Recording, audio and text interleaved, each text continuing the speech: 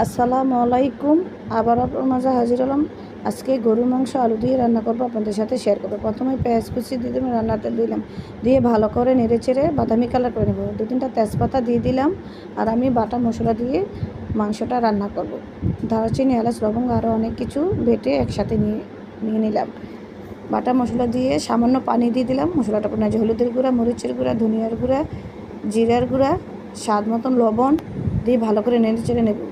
আদা রসুন পেস্ট দিয়ে দিলাম, দিয়ে আবারও ভালো করে নেড়ে চেড়ে নেব। 1 চিমটি গোলমরিচের গুঁড়া দিয়ে দিলাম।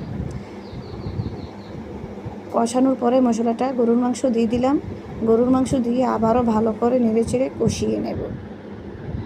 গরুর মাংস যত কষাবেন যত স্বাদ, যতই গরুর মাংস কষান স্বাদ হয়, না কষালে ভালো লাগে না গরুর মাংস। কষানোর পরে আলুগুলো দিয়ে দিলাম।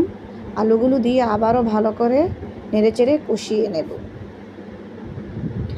কষানো প্রায় শেষ, আমি গরম পানি অ্যাড করে দিলাম। আবারও নেড়ে চেড়ে দিলাম। আমার গরুর মাংস রান্নাটা হয়ে গেছে। আমার রান্নাগুলো যদি আপনাদের কাছে ভালো লেগে থাকে, দয়া করে একটা লাইক, একটা কমেন্ট, একটা সাবস্ক্রাইব করে দিবেন। আল্লাহ হাফেজ।